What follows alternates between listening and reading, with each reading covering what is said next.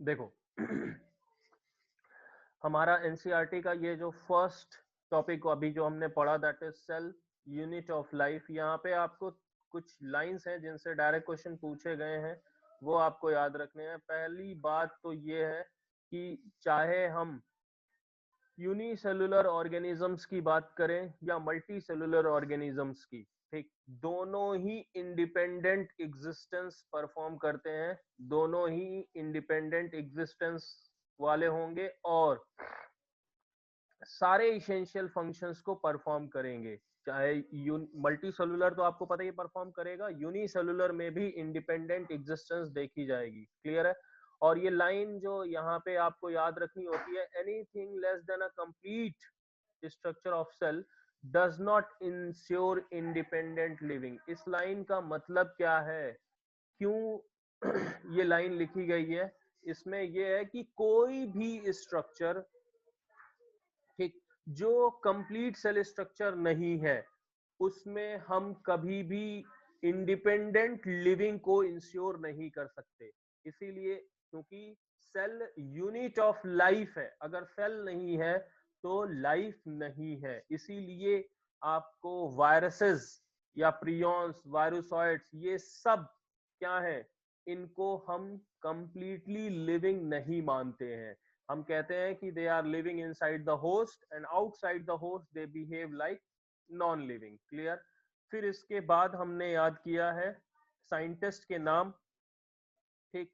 ये साइंटिस्ट के नाम में सबसे पहले जो नाम आएगा रॉबर्ट हुक का, जिन्होंने सेल को डिस्कवर किया, ठीक।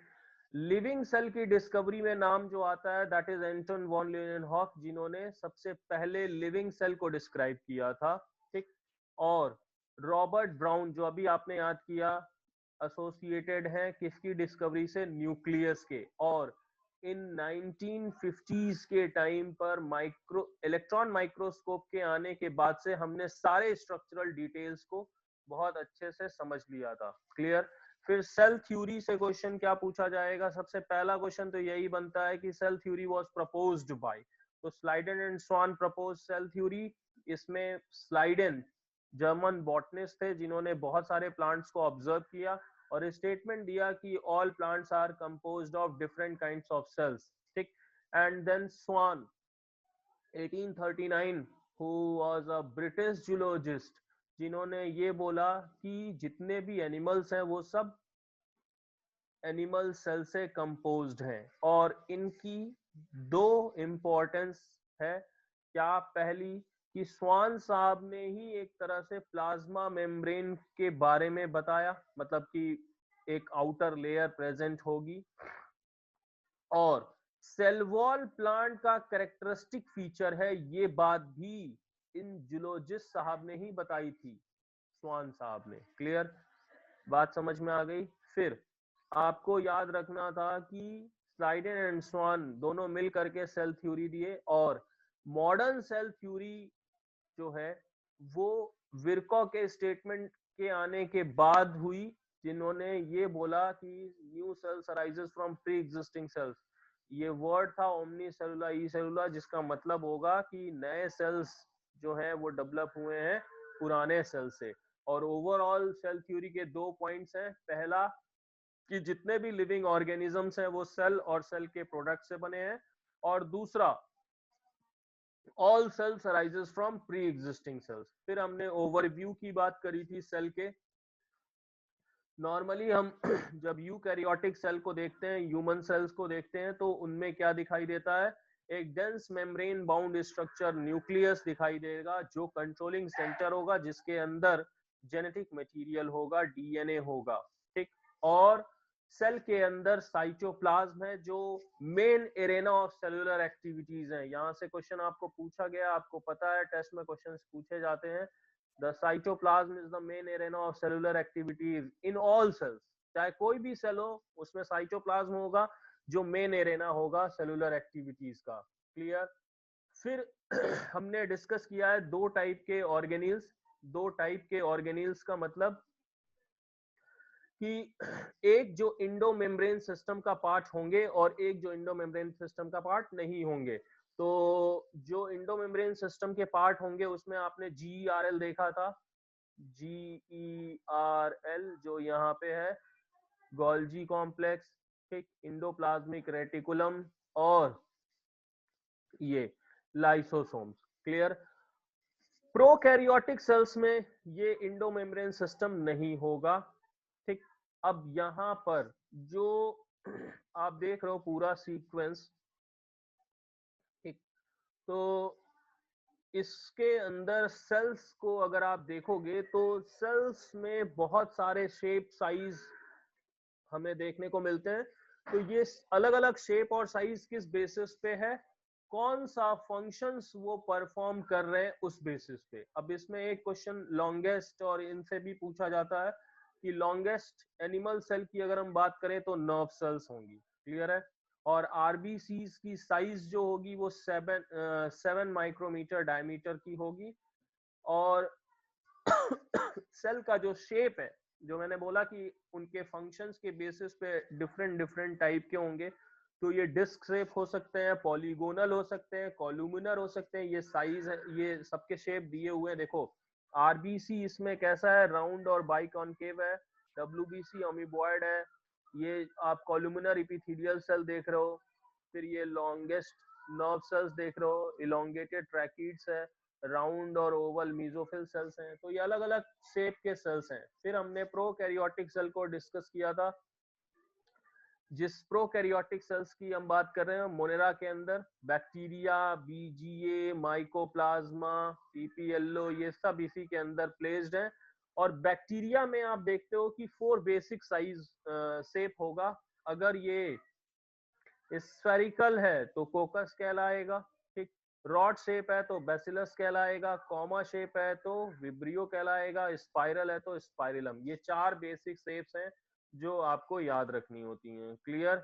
इसके बाद इस प्रोकैरियोटिक सेल के अंदर जब हम देखें तो वहां पर क्या है, सिंगल क्रोमोसोम है या सिंगल सर्कुलर डीएनए प्रेजेंट होगा। और ये डीएनए जो है वो वेल पैक्ड नहीं होगा। इनका जो न्यूक्लियस होगा वो न्यूक्लियर मेम्ब्रेन से कवर्ड नहीं होगा। और साथ में प्रोकैरियोटिक सेल्स में एक important structure that is plasmid. ठीक। ये बेसिकली यूनिक फिनोटिपिक कैरेक्टर्स के लिए होगा, जिसमें एक एग्जांपल है इसका कि ये रेजिस्टेंस प्रोवाइड करता है एंटीबायोटिक से। क्लियर। अब देखो नेक्स्ट, ये सारा स्ट्रक्चर है इसमें। ठीक। अब देखो प्रोकैरियोटिक सेल इन्वेलप को हमने बहुत डिटेल में पढ़ा है, जिसमें हमने जाना था कि आउटर मोस्ट जो है वो ग्लाइकोकैलिक्स है, जिसके बाद सेल वॉल होगी और उसके बाद प्लाज्मा मेम्ब्रेन। इसमें एक स्ट्रक्चर जो सिमिलर है यूकैरियोटिक सेल के, वो हमने डिस्कस किया था प्लाज्मा मेम्ब्रेन को। क्लियर है। इसके बाद दो ग्रुप में बैक्टीरिया को डिवाइड किया गया on the basis of staining, जिसको हमने ग्राम स्टेनिंग टेक्निक पूरी डिटेल में हमने पढ़ा। ग्राम पॉजिटिव और ग्राम निगेटिव। ग्राम पॉजिटिव में हमने जाना था कि जो स्टेन को रिटेन कर रहा है वो है पॉजिटिव, जो रिटेन नहीं कर रहा है वो है निगेटिव। तो अगर उनका काउंटर स्टेनिंग के बाद पिंक कलर आ रहा है तो इसका मतलब क्या है, वो ग्राम निगेटिव है। क्लियर। ग्लाइकोकैलिक्स का कंपोजिशन के बेसिस पे हमने बताया था कि 2 टाइप है इनका। एक है स्लाइम लेयर के फॉर्म में प्रेजेंट हो सकते हैं या कैप्सूल के। दोनों की अलग यूटिलिटी है। If they are present as a slime layer, ये फिर क्या करेगा, उनको डेफिकेशन से बचाएगा, न्यूट्रिएंट लॉस नहीं होने देगा, वाटर लॉस नहीं होने देगा। और अगर कैप्सूल है तो वो होस्ट की इम्यून सिस्टम से उनको बचाएगा। फिर हमने मेम्ब्रेनस स्ट्रक्चर मीजोजोम को बोला था कि मीजोजोम्स की क्या इंपॉर्टेंस है। तो माइटोकॉन्ड्रिया की तरह से ये फंक्शन करते हैं, ये आपको बताया गया था। और क्रोमैटोफोर्स में स्पेसिफिक पिगमेंट्स होंगे जो बैक्टीरियल फोटोसिंथेसिस में इन्वॉल्व होते हैं। ये सारी बातें हमने पढ़ी थी। फिर हमने बैक्टीरियल सरफेस स्ट्रक्चर को देखा था कि उसमें क्या क्या सरफेस स्ट्रक्चर है। हमने फ्लैजिला को डिस्कस किया, फिम्ब्री को डिस्कस किया, पिलाई को डिस्कस किया। ये सारे स्ट्रक्चर्स हमने डिस्कस किए थे। फिर प्रोकैरियोटिक सेल में हमने राइबोसोम्स देखा था कि 70s है, 50s और 30s राइबोसोम्स। और several ribosomes when associated with single mRNA thread the structure is called as polyribosome और पॉलीसोम्स। फिर इंक्लूजन बॉडीज हमने देखा था कि ये रिजर्व मटेरियल्स जो होंगे, स्टोर होंगे, वो इंक्लूजन बॉडीज के फॉर्म में होंगे, जिसमें हमने phosphate granules, cyanophycin granules, glycogen granules, इन सब की बात करी थी। ठीक, फिर हम यूकैरियोटिक सेल में आए। यूकैरियोटिक सेल्स, ये दो हमने जाने मेनली, प्लांट सेल और एनिमल सेल्स। ये इसमें आपको सबसे इस डायग्राम के अंदर क्या दिख रहा है कि ये जो ऊपर वाला सेल है दैट इज प्लांट सेल्स। क्यों? क्योंकि यहाँ पर सेल वॉल की प्रेजेंस दिख रही है और इनका जो न्यूक्लियस है वो पेरिफेरली है क्योंकि लार्ज वैक्यूल्स की प्रेजेंस है। एनिमल सेल्स में ऐसा नहीं है, इनका जो न्यूक्लियस है वो सेंट्रली लोकेटेड है। क्लियर? फिर सेल मेम्ब्रेन के बारे में हमने डिस्कस किया कि जो सबसे कन्विंसिंग मॉडल है सेल मेम्ब्रेन का, वो प्रपोज किया था सिंगर एंड निकोलसन साहब ने, जिसको बोला गया था फ्लूइड मोज़ैक मॉडल। इस फ्लूइड मोज़ैक मॉडल के अकॉर्डिंग आप क्या देख रहे हो कि यहाँ पर बाई लेयर है किसका? लिपिड का। और प्रोटीन्स जो होंगी वो एक्सट्रिंसिक और इंट्रिंसिक टाइप की प्रेजेंट होंगी। मेम्ब्रेन जो है, प्लाज्मा मेम्ब्रेन, ये एक्टिव और पैसिव दोनों तरह के ट्रांसपोर्ट से एसोसिएटेड है। एक्टिव में एनर्जी का कंजम्पशन होगा, पैसिव में एनर्जी का कंजम्पशन नहीं होगा। तो एक्टिव के आपने एग्जाम्पल भी पढ़े थे, जो सोडियम पोटेशियम पंप है, बेसिकली ये एग्जाम्पल है एक्टिव ट्रांसपोर्ट का। फिर हमने सेल वॉल को डिस्कस किया था ठीक डिटेल में। सेल वॉल जो है वो किसी भी सेल को बर्स्ट होने से बचाता है, और इसमें मिडिल लैमिला की हमने इंपॉर्टेंस बताई थी कि दो सेल्स जब डिवीजन होंगे तभी तो सेल वॉल का फॉर्मेशन होता है, तो उसमें मिडिल लैमिला क्या रोल प्ले करता है? ये सेल सीमेंटिंग का काम करता है, जो मेनली बना है कैल्शियम पैक्टेट, वैसे कैल्शियम मैग्नीशियम पैक्टेट होता है। फिर ये इंडोमेम्ब्रेन सिस्टम जो आपने डिटेल में पढ़ा, कैसे इंफॉर्मेशन आई, फिर इंडोप्लाज्मिक रेटिकुलम ने कैसे उनको एसोसिएट किया राइबोसोम्स को, और फिर फॉर्मेशन हुआ। फिर एसईआर आपने पढ़ा था ये। फिर हमने बोला कि जो गोल्जी एपरेटस है that is associated with processing, packaging and transport. Processing, packaging और ट्रांसपोर्ट से एसोसिएटेड है, जिसमें दो फेसेस आपने देखे थे, सिस फेस, ट्रांस फेस। जो मैच्योरेशन फेस है वो ट्रांस फेस कहलाता है। ठीक, और जो गोल्जी एपरेटस है, ये याद रखना, ये लाइन से कई बार क्वेश्चन आया है। Golgi apparatus is the important site of formation of glycoproteins and glycolipids. अब यहाँ पे मैंने प्रोसेस भी याद करवाया था, इस प्रोसेस को जिससे ग्लाइकोप्रोटीन्स बन रहे हैं इसको कहते हैं ग्लाइकोसाइलेशन, और ग्लाइकोलिपिड्स इसको कहते हैं ग्लाइकोसाइडेशन। तो ग्लाइकोसाइलेशन और ग्लाइकोसाइडेशन ये दोनों आपने पढ़ा। फिर लाइसोसोम्स के बारे में मैंने आपको बोला था कि ये मतलब स्ट्रॉन्ग हाइड्रोलाइटिक एंजाइम्स को कंटेन करते हैं, और carbohydrates, protein, lipids, nucleic acid सभी को डिग्रेड करने की एबिलिटी इन एंजाइम्स में है।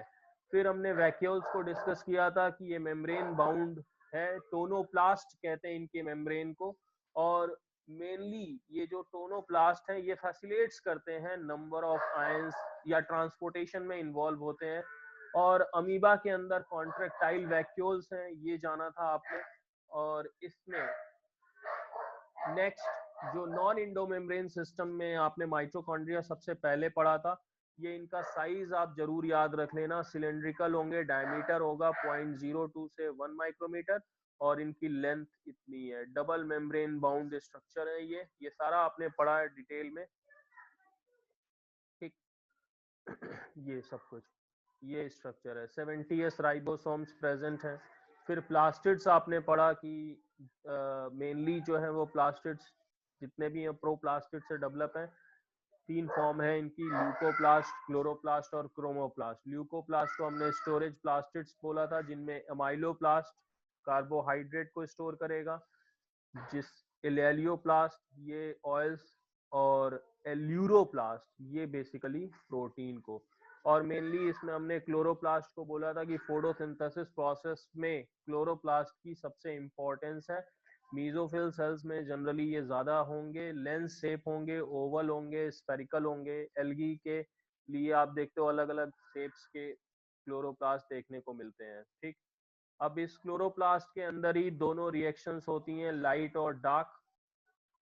ग्रेनम एसोसिएटेड है लाइट रिएक्शन से और स्ट्रोमा एसोसिएटेड है डार्क रिएक्शन से। राइबोसोम्स जो आप देख रहे हो, जॉर्ज पेलाडे ग्रेन्यूल्स क्यों कहा जाता है, क्योंकि इनको जॉर्ज पेलाडे साहब ने ही बताया था।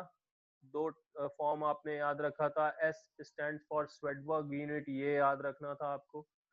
फिर साइटोस्केलेटन में हमने आपको ये स्ट्रक्चर बताया था, और यहीं पे आप फिर से देख लो साइटोस्केलेटन स्ट्रक्चर्स में क्या है ये अरेंजमेंट, और सीलिया और फ्लैजिला में क्या अरेंजमेंट है, 9+2 का अरेंजमेंट है। और ये देखो सेंट्रियोल जिसको हमने कार्ट व्हील स्ट्रक्चर बोला है, तो यहाँ पे अरेंजमेंट 9+0 का देखने को मिलेगा। फिर अभी जो हमने डिस्कस किया nucleus, discovered by Robert brown 1831, ये याद रखना था। फिर न्यूक्लियोलस न्यूक्लियोप्लाज्म के अंदर प्रेजेंट है, ये याद रखना है। और हाँ, ये जो लाइन है, जो टू पैरेलल मेम्ब्रेन्स हैं, मतलब outer nuclear membrane, inner nuclear membrane, इनके बीच के स्पेस की ये जो डिस्टेंस है, ये याद रखना, पेरी न्यूक्लियर स्पेस कहते हैं। 10 से 50 नैनोमीटर का होता है, नीट में पूछा गया क्वेश्चन है। क्लियर है? फिर आपको याद करवाया था मैंने न्यूक्लियोप्लाज्म के अंदर ही क्रोमैटिन प्रेजेंट होगा, और जब डिवीजन होना होगा सेल के अंदर तो ये क्रोमोसोम्स में बदल जाएंगे by the process of condensation and coiling. ये स्ट्रक्चर है बेसिकली। ठीक। फिर on the basis of presence of centromere, हमने अभी आपको शेप याद कराया कि मेटासेंट्रिक, सब मेटासेंट्रिक, एक्टोसेंट्रिक, टीलोसेंट्रिक कैसे होंगे ये। फिर माइक्रो बॉडीज मैंने अभी आपको डिटेल में बताया। जीपीएस जो याद करवाया था, GPS, G stand for glyoxysomes, P for peroxisomes and S for spherosomes. ये है आपकी कंप्लीट एनसीईआरटी। इसको अभी आप एक बार फिर से डिटेल में बहुत ध्यान से पढ़ना,